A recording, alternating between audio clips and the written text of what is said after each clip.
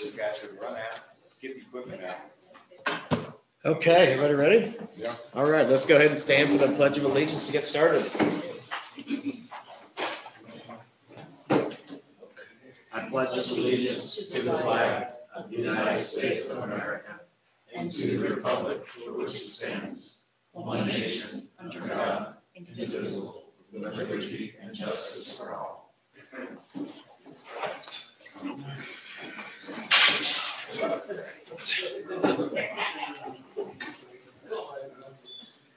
All right, just so everybody's aware, we've had some technical issues that may or may not be related to the storm. We're going to call it the storm.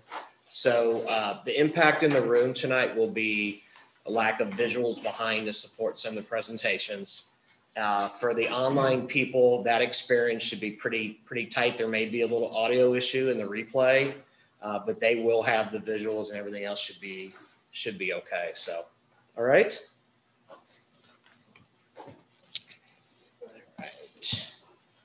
Let me go ahead and welcome everybody, both obviously everybody that's here and our online folks. Rich, how many folks do we have online out of curiosity?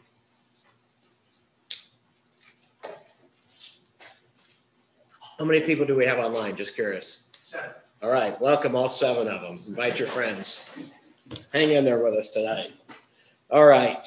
To say that the past Father's Day weekend was a bit stormy would be an understatement, obviously. But once again, the ability to handle adversity and show great resolve in our community was on full display.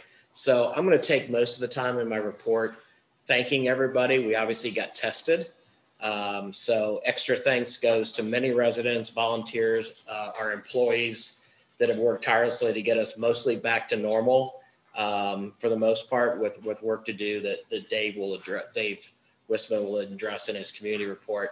So starting out with Steve Westenho, resident and owners of Willie's, stood with his business as the storm raged and literally poured water into his dining room, if you weren't aware of that, due to a severely damaged roof. So not that COVID's over, but he's facing some revenue loss again. And through all of that, Steve remained calm and optimistic. Dan Sheehan, who is an HVL resident with St. Clair Roofing, worked side by side with Steve and Dave all night to secure the inside of the building to try to prevent further damage. And they did that until the lightning, thunder, and heavy rains kind of lightened up on Saturday morning to fully secure the exterior roof temporarily. So for those of you that aren't aware, it was pretty significant and certainly tireless in the efforts. Also, when lightning struck the golf course clubhouse, if you weren't aware of that, board member Jeff Fuel was on site to secure the point of sale system and solve for any potential lost credit card sales from Friday, which is typically a big day. So Jeff, we thank you for that. And just know that as has kind of always been the standard, I think, in Valley, the boards remain very hands-on during times like this. Pat Hawkins was working with Rich Gannon through all of this to keep everybody in the community aware of the status issues we were dealing with versus listserv and text. And in some cases, those were hour by hour throughout the weekend.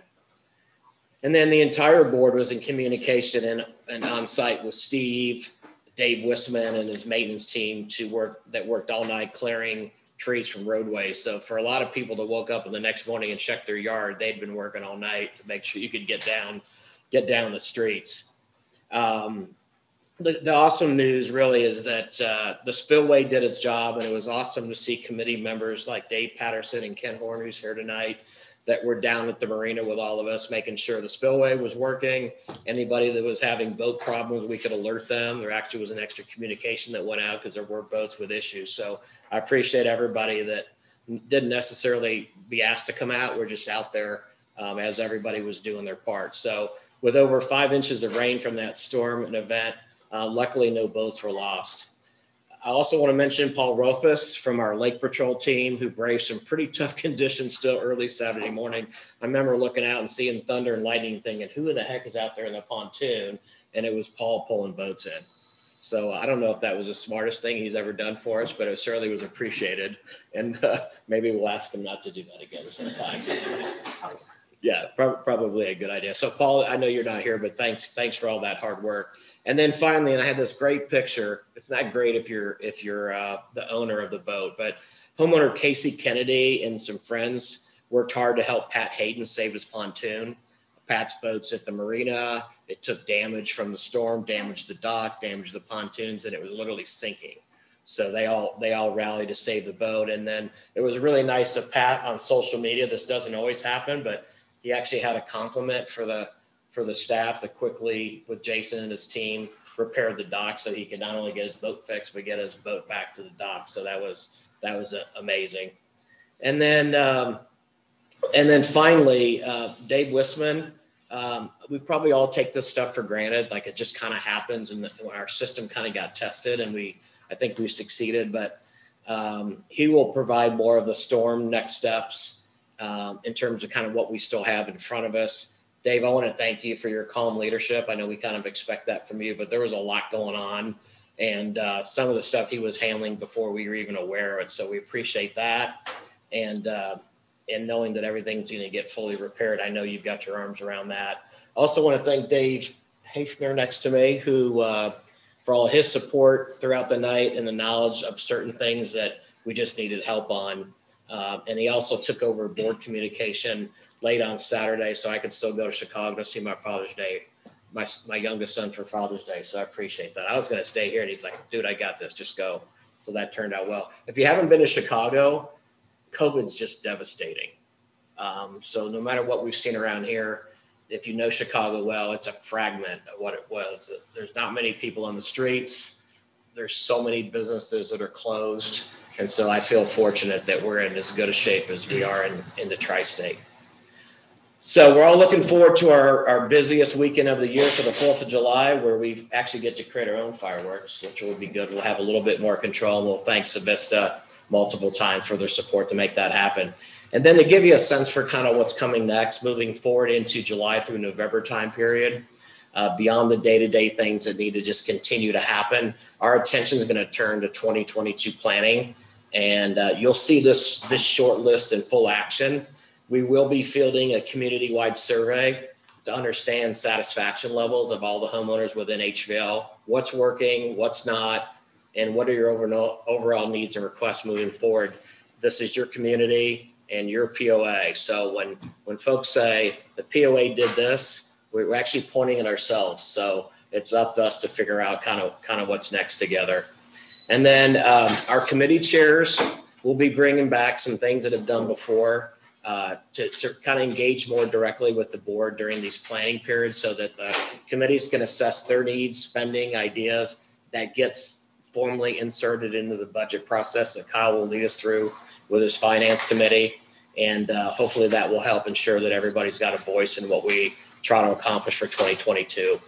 And then third, we'll also plan to provide an extensive review of the golf course operations, and we'll be presenting options for the future to keep the golf course profitable, growing, improving the operations, and enhancing the overall experience, and making sure that we're in a position that it stays the key anchor that it is for our community, that sets us apart from the rest with all the amenities that we have to offer. So as we talked about last meeting, assuming positive intent across the community, I thank you. And before we turn into the rest of the business, I'm going to ask Jeff and Dave Hafner to get up and make a little presentation on behalf of the Lower Hill Park. Okay. Well, Pat can give me the actual date probably when we did this at the board, but the board did approve to match up to $10,000 for the Friends of Lauren Hill Memorial Park. And we have some people here that are as dear to their heart, what they've been wanting to do. Brent's Hill, Lauren's, come on up, Brent. It's Lauren's father, Jessica, you want to come up? And you know this guy? Adam Duell. Adam Duell, yes, yes. Adam Duell actually is an elder grad. He just graduated. He's worked with me in video production for many years now. So, and what was that, Adam? Your 8th grade when you presented this to Greendale? So he's been in on this very well. I know. I was about my All right. So here's the check for $10,000 from Valley Lake. And if you want to say anything, go for it. Yeah, I just want to thank the community for getting us to the initial $10,000. So these guys, I thank you guys for matching that amount of money. That's been a big thing for us. I don't know if everybody's heard, we've officially got approval. It's been a long time coming. IDEM has been our biggest hiccup, but I think we finally got them finished. We got through everything they needed. When it comes to actual breaking ground, we're still not sure yet because now we're in the midsummer and we haven't been able to sign a contract with anybody yet because of waiting on IDEM. So it's a matter of getting a contract signed to get the construction going. So on behalf of myself, our board, and of course, obviously Lauren and the family, I mean, this is just a wonderful thing and we're really excited about it. Jess? Apparently I'm a talker, but no, I mean, really, thanks. You know, this year when we started this thing, I remember, I literally want to say it was March last year. We were really excited. We said, okay, if we get X amount of dollars, we'll be ready to start. And we were hoping to get approval then. And then COVID hit and we were put on the bottom. And, you know, because we're a nonprofit. So that's understandable. But then really just Hidden Valley in general, they've always been there. You know, I'm not a Hidden Valley resident, but you know, that Hidden Valley, that community spirit, like I just said, you know, you wave by and you see everybody you know, and that's what Hidden Valley is. And so that's what this $10,000 is to me. That's just you guys giving back to us for hopefully years and years of mountain biking, dog walking, community gathering that Hidden Valley is all about. So really, thank you guys. Thank the board for this. So that's all I have. That's a little shorter than I was thinking. So good for me.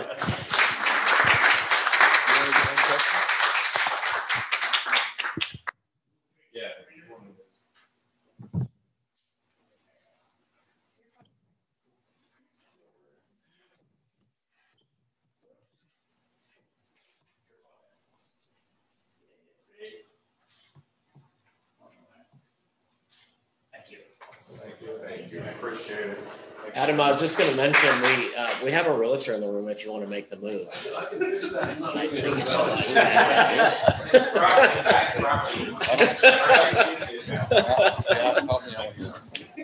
Sounds like it could be a short move. All right. It makes day. Thanks, gentlemen. Appreciate it. All right, Jeff Fuel, Treasurer's Report. Yes. Okay. All right. Let me go to this. All right. So financial position for the month of May 2021. The cash position for May 1st of 2021 was $783,015. The end cash of May 21st, 2021 is $618,881. That's all dollar figures are rounded off to the nearest dollar, of course. Most of Hidden Valley community amenities, maintenance, updating, and expansions come to the HVL Board of Directors at the recommendations of HVL Committee.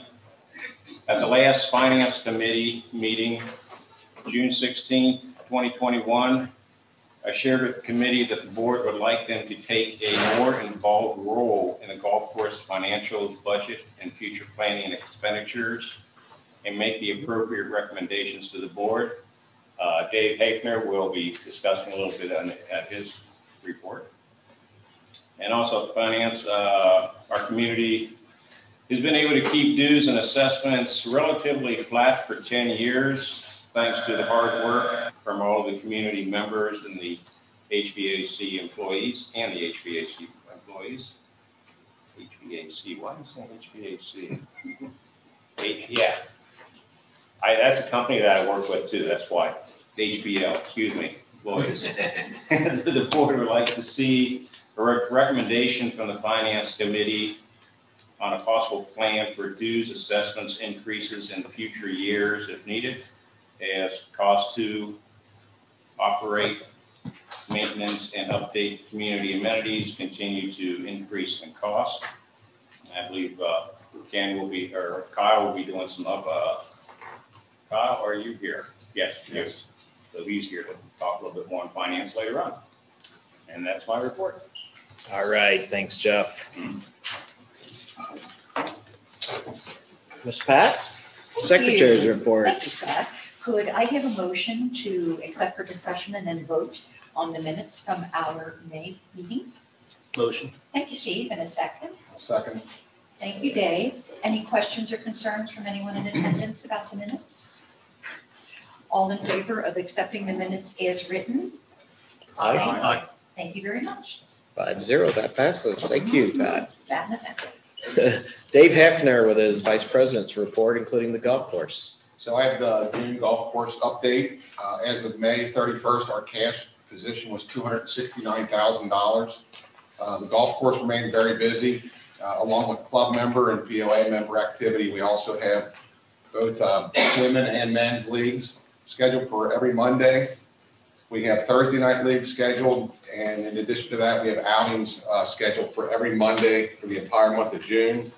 Last year, we had 6 outings. Our goal was to get as many as 12. I think we have about 14 outings scheduled for this year, so that's going to generate a lot of revenue. In addition, the second half membership dues are due end of June 31st. So we expect very strong revenue through June and into the summer months.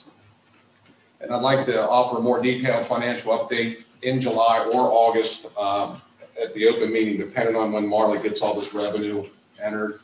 We'll have a very good look at how we're going to look for this for the whole year. So that's my report. All right. Thank you, Dave. Mr. Wisman, Community Manager's report. More than just storm stuff. All in store.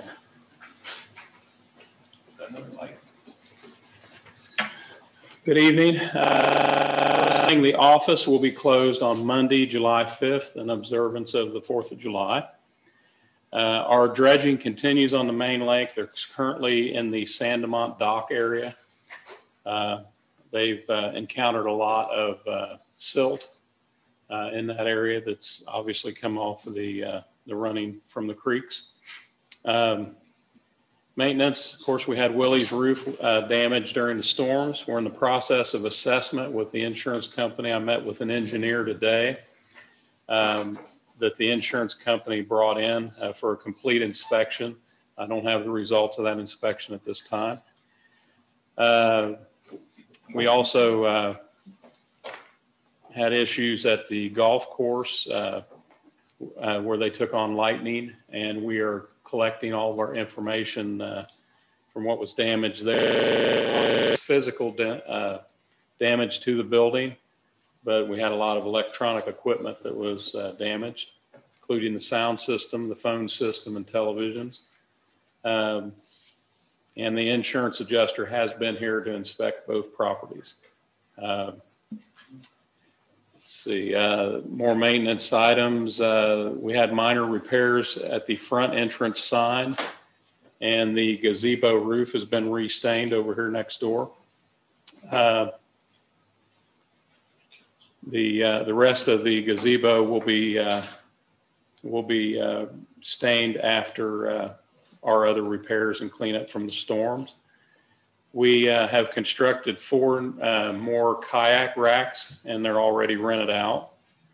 I have several people who've expressed interest in participating in our road task force. And we plan to meet sometime in July after things settle down after the 4th to develop a plan for continued road maintenance. And anyone who's interested, especially those with road experience, are welcome to contact me. Encouraged to contact me or give me a call.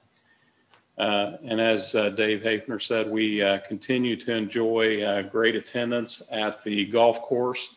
And according to some golf professionals, these are along national trends. This is a continuing national trend. Any questions? Okay, easy enough. Thank you. All right, thank you so much. All right, off to the committee and club reports, architecture, and I think Phil is here to fill in for Tom Cross tonight. So welcome, Phil, take your time.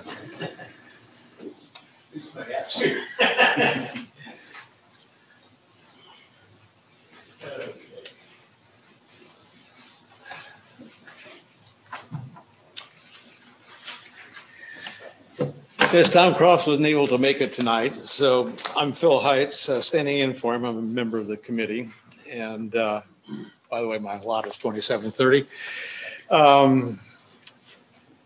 As you probably know, we've had a very busy season this year. Everybody wants to be doing something.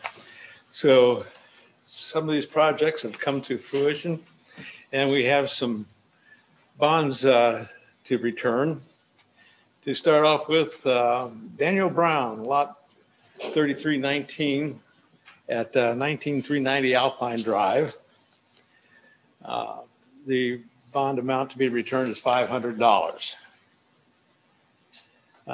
Next on the list is Cynthia Paolillo and David Gentrup, lot 923 at 21091 Zurich Trail, and their bond return is also $500.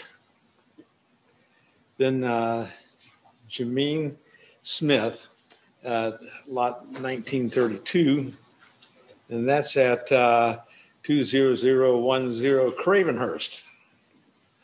And that too is a $500 bond return. Now we have a new home completed. It's Robert Groh, lot number 1290, and that's at 298 Crest Haven Drive. And that bond amount being returned is $2,000. Myra Ann Clary, lot number 1481 at 2495 Longview Drive, and that too is a $500 bond return.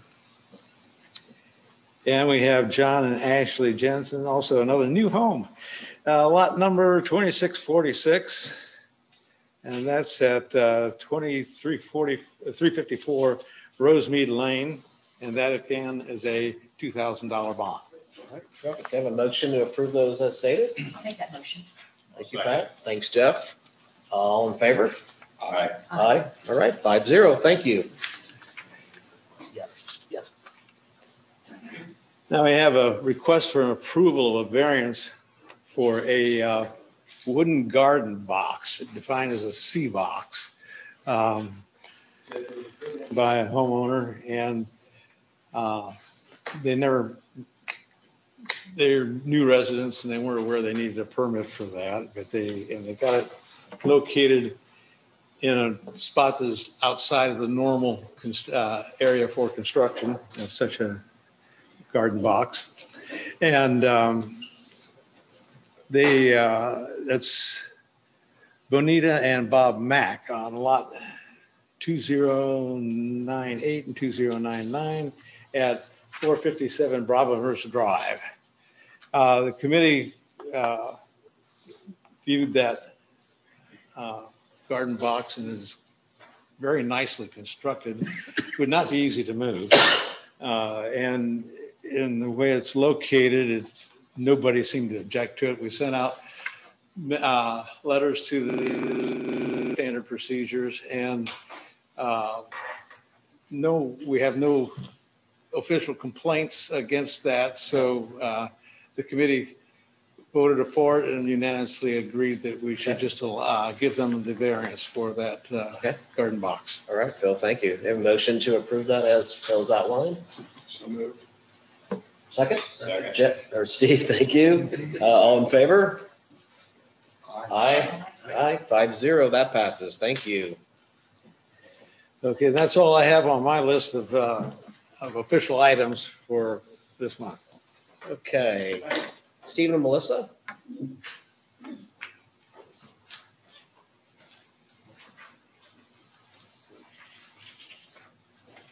My name's Melissa Galassi. I'm at 19967 Elm Drive.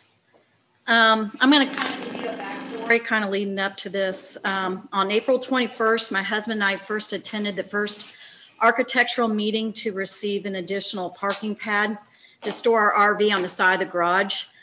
That meeting ended with Tom Cross suggesting that this was out of their jurisdiction and that we were exceeding our parking pad limits. As we had presented a request at that time, he suggested that we present our case to the board to see if an exception could be made. On May 24th, we attended the board meeting and discussed our matter further with the board. And again, there was a consensus that they would come out to our house to see if the plans could be further. So they wanted to kind of get an idea about what they were looking at when they came out to our house. And I guess 4 out of the 5 of you guys came out to the house, and I really appreciated that. And I really felt like you guys were trying to come up and not just totally shutting it down. I felt like you were really listening to us and trying to envision what we were trying to envision with the parking pad. Among 4 out of the 5 board members coming out to our house, we tried to solve the problem, and they came up with a creative solution that we would extend the culvert out and extend the driveway out to the end of the road. We're actually widening the driveway, and then so basically the parking pad that was off to the right side of the driveway would absorb the existing parking pad and become part of the driveway as it extends out to the culvert, out to the street, and then the parking pad would run parallel to the side of the garage. Again, we felt like that would require more money, but we felt like it was a compromise and a way of staying compliant with the bylaws. There was no stipulation. I kind of looked it up. There was no stipulation saying how wide a driveway needs to be. And there's no stipulation saying that a driveway needs to go back to a garage. We have about 3 or 4 neighbors surrounding us that have circular driveways that do not fall under that criteria. So, you know, that's where we're at right now. After the 4 out of the 5 board members came out to our house, they said to draw up the new plans and get it submitted Friday morning, June 11th, and we'll try and get on to the next architectural meeting, June 16th. So then it just kind of went downhill a little bit from there. I don't know, it seems like Tom Cross was not there. He's the chairman of the architectural committee, came out to the house. He seemed a little bit agitated. He was trying to figure out what was going on. He thought we were going against him, but we weren't. We tried to explain the best of what was going on. But his suggestion was that he could envision that our driveway off to the left-hand side be expanded out and rip out the parking pad. He said that he can envision that working that way. But I don't know, that kind of just defeats what we're trying to do, you know. So we showed up later in the meeting that night, and it looked like not all the board members were there, or the committee members were there. And so they kind of put a halt to where we were at, a decision. So basically they said that they had to hold on for another month for us to get a final approval on this. It's gone 2.5 months. You know, we've got some people, an RV place out in Wyoming, and we put them on hold for 2.5 months, trying to get a decision made on this, a yes or no. We talked to all of our neighbors. Everybody's in favor of this. They said they don't have any problem with this. I don't know. So that's where we're at with this. So I don't know. Does anybody have any questions on this? No, I don't think we have any questions. We had a chance to talk about it beforehand. I mean, unfortunately, it's gotten delayed a month. Okay. But, you know, the positive thing is the process is being followed. You complimented the board for their action. It just needs to go through the process. Okay. They felt like they needed the full committee to think through it to make sure they're doing the right thing before it comes back for approval. You know, so we remain optimistic that we'll get the process completed one way or the other. I just apologize for the delay. Okay. Keep in mind, we're working with volunteers at the committee level. Not everybody can be there Right. every single month. So Yeah. beyond that, Dave, is there anything as a past architectural head that you want to share about the process itself and kind of how things have gone? Sure. So you guys did follow the process. You know, your original request was to add a parking pad and you already have a parking pit. So that's why that was denied. And I think architecture did the right On the thing. first So round, we yeah. were just trying to figure out a way to make it work. We met with you guys and it seemed like every solution wasn't going to work for you. So we tried to come up with a way that was going to work. So it's still in architecture's hand. Yeah. That's where it has to go. It's still going to be their decision. And then they were going to table it until the next meeting. Okay. Because they had, an incomplete committee. But we could probably finalize it though, no later than the next meeting. So if they approve it, then it's approved. If they do not approve it, then you would have to try a different plan or submit for a variance. Okay. So that's the process. Right. Okay. Which would come back to us. We could come back to the board. Okay. All righty. Okay, we just want to make sure. Yeah, no, We've we're, got everything right. yeah, there's lots of good communication, but thanks for coming back in. Sorry for the delay. Julie, question? Yeah, Julie Mason, about 2224. Is there a way to, they have their RV sitting somewhere and they need to move it. Can they bring it there until the decision is made? I mean, could you allow them to bring it to their home? Because it's not within their fault that it's been held up where, I don't know if you have to pay for where it is or. Not right now, they're holding on to it. Okay. Yeah. But I'm just thinking, it's not their reason for their fault for the inconvenience and I don't know.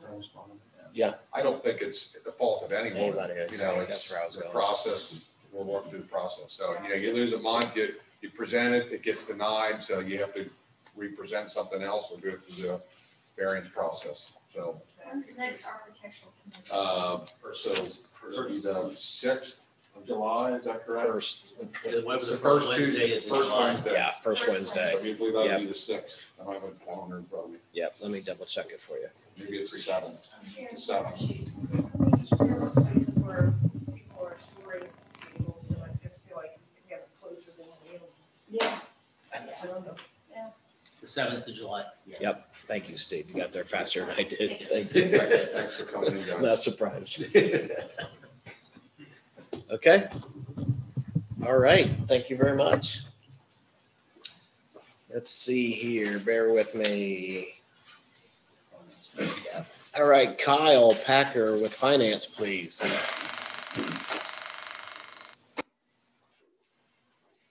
Brief. Yeah, exactly. Okay, so there's no May financials to be approved. So the process that's going on there is Marla and her team are doing a conversion from the current accounting system to QuickBooks, which we've very much supported because it's been needed. There's May financials that have been produced, but they were produced at the meeting. They're in good quality. So we'll come back next meeting and approve. Okay. And then, as Jeff said, the board has obviously asked us to take a deeper look or a deeper involvement with the golf course from a financial review as far as actuals, budget, and future project needs. And then additionally, looking at possible dues increases or a plan for that in the future. That's it. All right. Unless anybody's got any questions. So no question. Anybody have any questions? Nope. So nothing to Good, thank approve. you. Thanks. All right, appreciate it. Thanks for your help, Kyle. I don't think we have a report from future planning unless I'm missing somebody that's stuck in. We're good. Mr. Patterson, it's all yours, bud.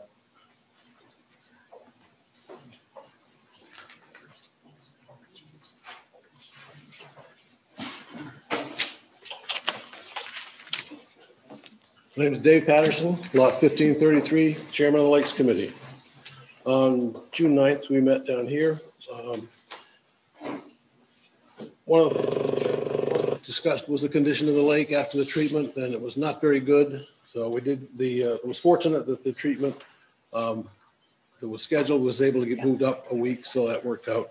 Typically, one of the best things for the type of the sludge and the algae and so forth that was on the lake is a good windstorm. Well, we definitely got that. So all the stuff that's bad in the lake's all gone. It's washed away. So, Fish and Game Club can announce that the annual fishing derby will be held on July 10th. The Fish and Game Club, or the Lakes Committee, will continue to contribute the $750 to help with the stocking of the fish. Lake Patrol report, Paul reported there were 3 citations this past month Two of them were for 2 on a tube, and the third one was for someone towing, but did not have an observer or anybody else in the boat. Lake statistics, Jerry was out there, but we discussed his report. Water quality was measured, and it's all of his readings and results were typical for this time of year. Surface temperature was in the low 70s. It's now warmed up, fortunately. Dissolved oxygen remained at or above 5 parts per million, down to about 12 feet. Linda Hartman measured some of the smaller lakes for the E. coli, and all of those measurements came out in the normal range. There was no issues there. Small lakes maintenance report. Crystal Lake is finally, we can say that's complete. Dr. Lawrence from Thomas More College was going to be trying to do a lake study on each of the small lakes. He was unable to get his equipment into the lakes. There are alternatives, and he's looking for other methods to maybe get in there and still do it. He will be doing the lake study on the main lake this fall. Covered boat lifts and shore screens. I think we did met lakes, part of the lakes committee. The subcommittee who worked on the covered boat lifts and screens met with part of the architectural committee. I think we had a good exchange. And I believe that we're all good with the architectural committee. They understand and they're fine with moving forward with what we have. So this would be, I'm requesting the second reading for the change. Current rule 14-12-6 states that no covers on docks or boat lifts. A dock and a boat lift may not have covers. The new and proposed rule, before 14-12-6, covers on docks or boat lifts. A dock may not have a cover. A boat lift may have a shore station revolution frame and canopy cover as recommended and approved by the Architecture Committee. Let's submit that for the second reading. Okay. Can I have a motion to open up for any questions and then vote? Motion. Thank you, Steve. Thank you, Dave. Kevin? Down the road, see lot 114. Has anybody seen one of these vault covers? 10 foot wide, 30 feet long, with in screen. Has anybody seen? Oh yes, the ones with the sides do. We're not allowing side curtains. There's no side curtains on these whatsoever. So this is just top. It's basically a cover over an existing lift that's covering an existing boat. The Lake Committee did tour, take a look at them. We brought pictures back. Nobody's seen any of it so far has seen any issues with them. Most of them are in good shape. Phil? Phil, I slept 27:30. Dave, I may convince on this just a little bit. I had similar questions, and I went to a lot of trouble trying to get the answers to the questions I had, and actually they had addressed all these issues in advance. But what they explained to us when our architecture committee was reviewing this and the need to change our rules was that right now people put covers over their boats. And then of course if you lift them up on a boat lift, what you see is a boat with a cover over it. Well, these covers will go right over where the boat is, and when they lift the boat up, it's going to look very much similar to the boat. And it's just they don't have to keep removing and reinstalling the cover every time. It's just there. And I don't think that it's going to change the appearance along the lake very much. In fact, it might make for even more consistency because they have chosen a manufacturer of these covers that can retrofit them to virtually any boat lift out there. So everybody that wants one can do it that way, and will, I think, actually probably make things even better. So there's no side screen? That's correct. No, there's no side screens. And they've also, this manufacturer has a palette of colors that we've selected a choice of 4 or 5 so that they're all within the same range and they're all very pleasant. All right, any other questions? What's the native? Can you go ahead and say, just for the record, you go ahead and state your name and lot number? I'm sorry, it's just a little protocol. 19967 Elm Drive?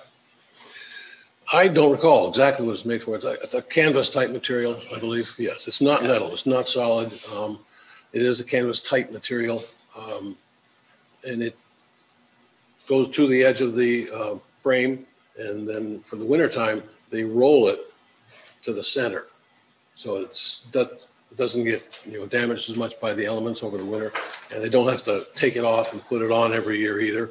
Come spring, It's gonna be kind of like an A-frame kind of. typically they're an A-frame or slightly bowed. Matter of fact, all the ones are, I think they are bowed. Yeah, BOD style. They're bowed. Right. Yep. All right, anybody else? All right, we go ahead and vote. All in favor? Aye. Aye. Aye. All right, that passes 5-0.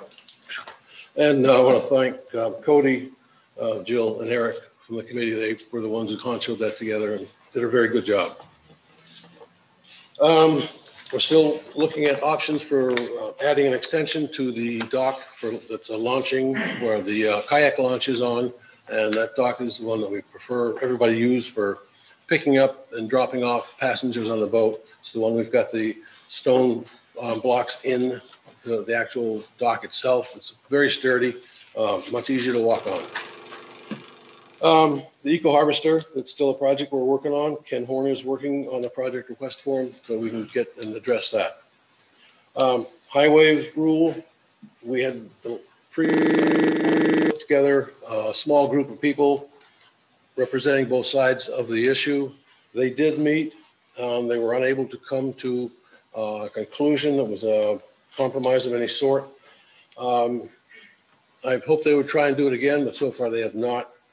I looked at possibly putting together a form, a committee or a task force or whatever to look at measuring and find some way to measure actually the waves. And if we can do some controlled tests and experiments on the lake, we'll see if we can't put something like that together. It still may or may not be a workable situation.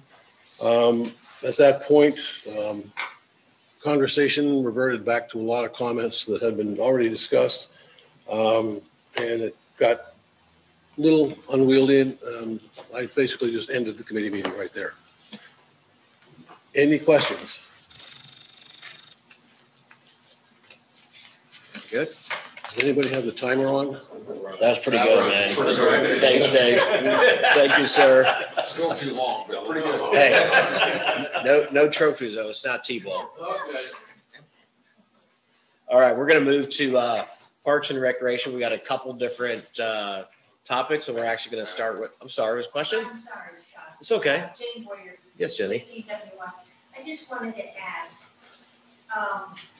in previous times, there have been salt course with a sign saying lake closed over at the ramp, when the lake was closed. Okay. Was not there when the lake was closed after this storm. Don't you know, the lake was closed, somebody went out and they were zipping around. So I'm wondering why, or what's the reason we don't put that sign up anymore? Maybe it's beneficial that we resume that. I don't know. About at the marina, Dave. Yeah, Dave. it's at the. Dave Patterson, 1533. I agree with you. And I noticed the sign wasn't there also. And I'm not sure why it should be. I mean, it's at the barn. It can be brought up and just put lake closed.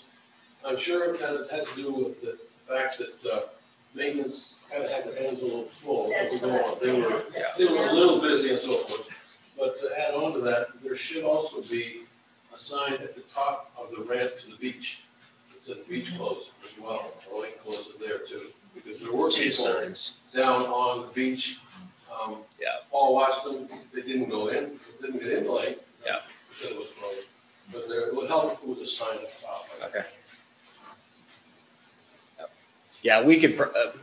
We obviously we had a lot of accolades for all the hard work and it went great. There's a few little things that I think, including this, we could tweak, and it may be as simple as us SOP for situations like that where we could just go down a checklist because everybody's moving quick and it would be easy to miss something. So we appreciate that. We'll add that. I saw Dave taking notes already. So 2 signs, right? Beach and the marina. There is all the yeah. permits I've put on the health book was one at the top of the Yep. walk down to the beach. Okay.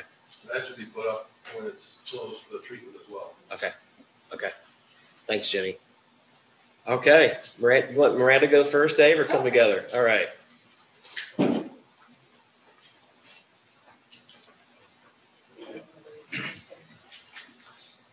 And after, just so I don't forget, after they're completed, we're gonna have to bring you back because we have a couple second readings on finance committee. We need to read through and approve. So we'll come back. Okay.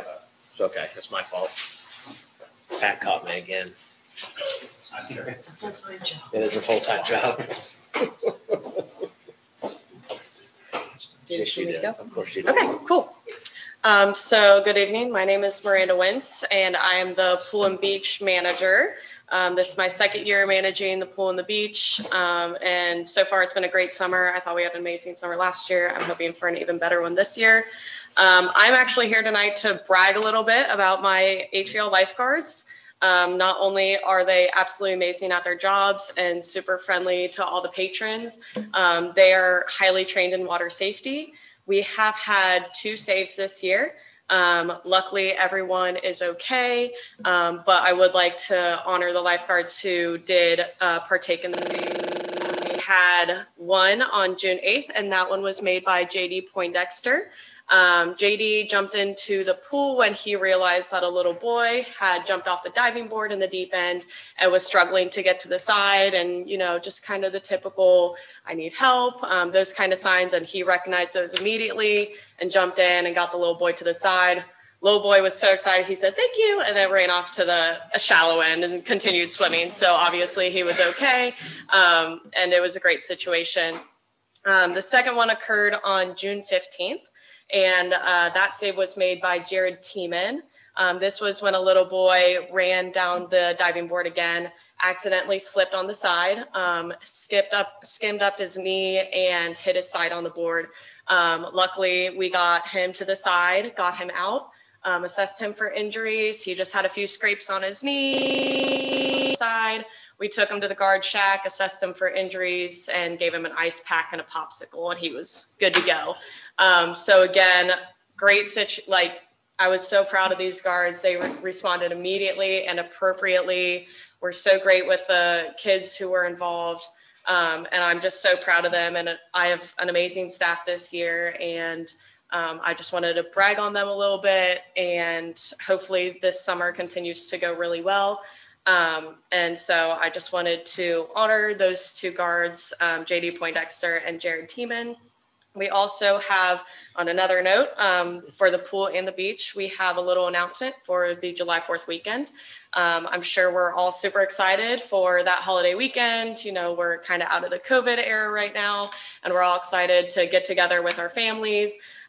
So for this, our busiest weekend, both at the pool and the beach. Lots of people want to enjoy the water, especially if it's hot.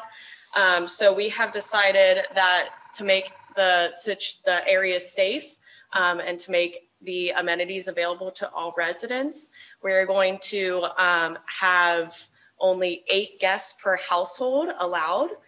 So if you're a resident, you're allowed to bring 8 guests on July 3rd and July 4th. So on July 3rd, we are open regular hours. The pool is open 12 to 8. Lifeguards will be at the beach 12 to 6. On July 4th, we do close early for the holiday. The pool is open from 12 to 5, and lifeguards will be at the beach from 12 to 5 as well.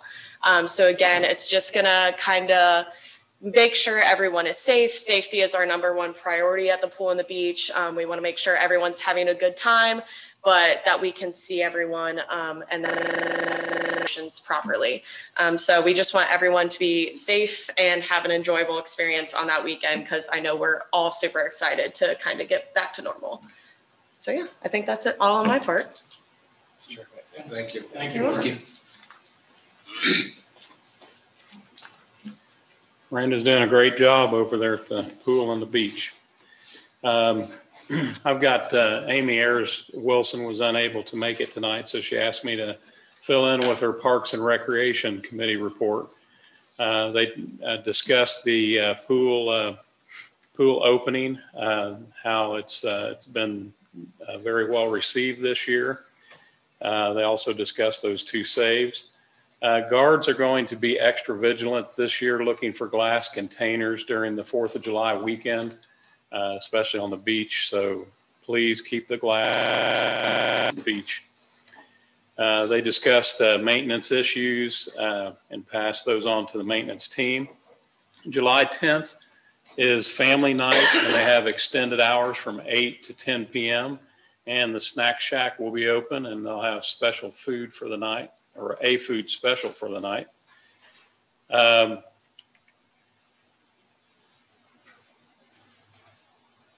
They discussed the change in the buoys for the dredging equipment.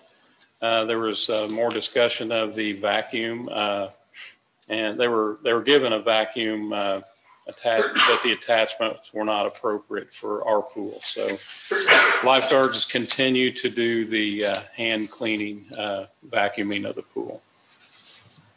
And there was some discussion of the water rescue team here for a demonstration.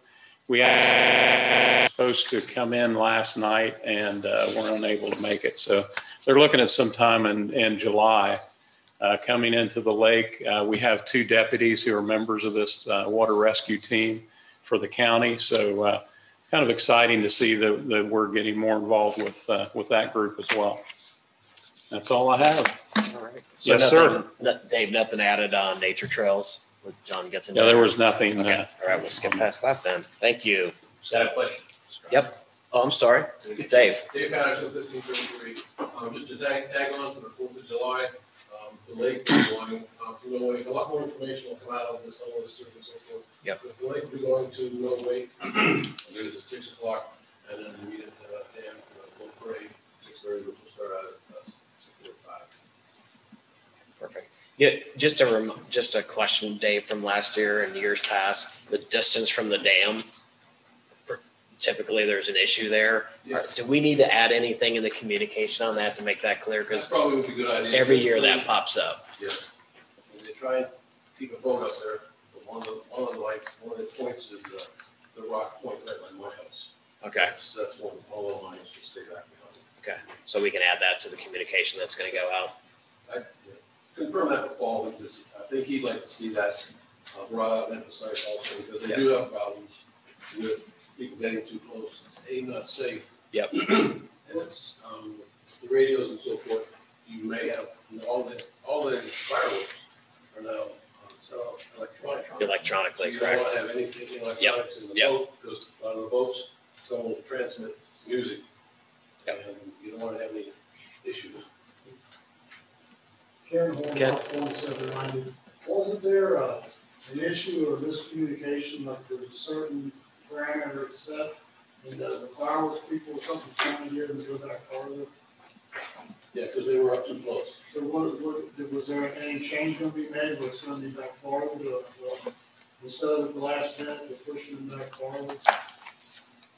I think that's what we're saying. We want to get that information out of the initial listeners and so forth. Then it changed last year, we had a certain line, and then they moved it back farther the day of. No, I believe, I thought that's what happened. they were just too close to begin with. Either way, we'll clarify. I kind of have the same recollection because of electronics. They pushed them back even further. So we just need to make sure we state that. Rich, I made a note, and we'll just have to watch the communication before it goes out on that. You have a diagram made up and I'll send Oh, perfect. Okay. Make sure you get it. Awesome. Okay, thanks, guys. Appreciate it. All right, any other questions before we move forward? All right, so no report from safety and elections. Denise, Civic Club? And I keep skipping you, but we're gonna get you. Denise Seville, Lake 31, from Civic Club. The only thing we have this month is July 17th will be the lake float. That lake will go no wake at 3 o'clock. We will have music, everybody's welcome. If they put stuff out and have fun, and like Sunday. Some with music. Not everybody's music, just one person's music. That's it. Any questions from the audience on that? No? All right, Kyle Packer, can we come back to you, please? Yes. For the two, and you have them? Okay, thank you. All right, so this is a second reading. Is this right, Dave? Correct. I wasn't here for the first, sorry. Yep. So we're making a small tweak to the late fee, and we're basically taking the dollars out and we're just changing it to 2% of the balance per month annually. Is that right, Dave? 2%. So this is a second reading, and I think the first reading was approved. Help me out, Scott. Did you guys approve the first reading, or did you just listen to it? We listened to it. Yeah, I didn't. Okay. Correct. So section 13-7-1, collection procedure for home.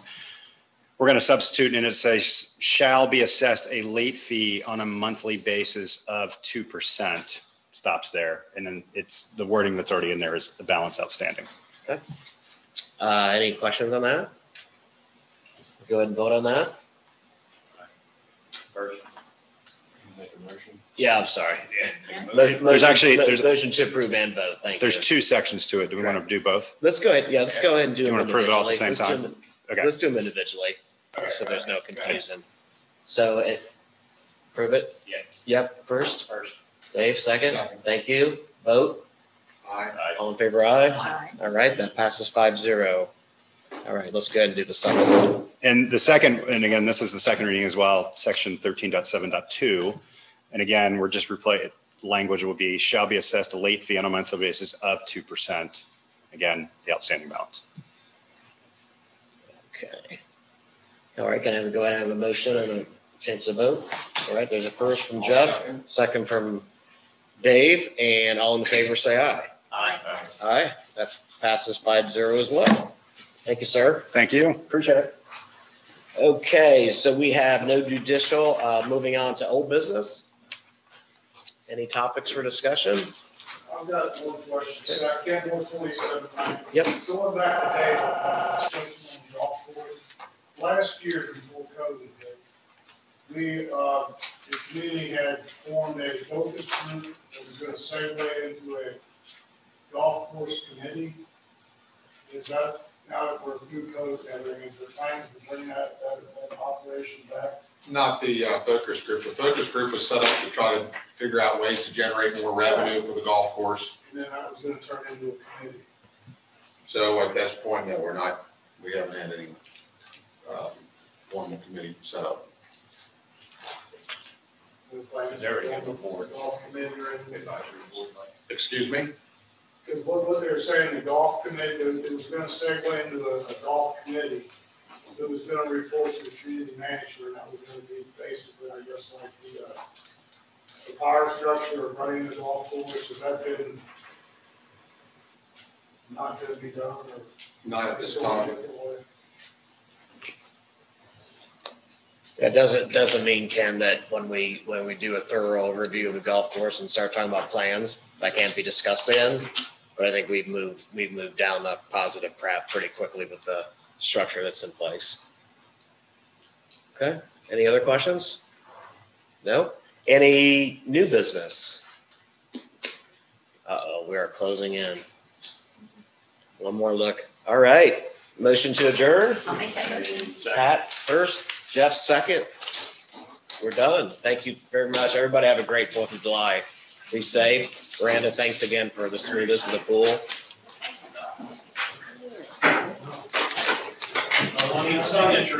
What's that? Yeah, how about that?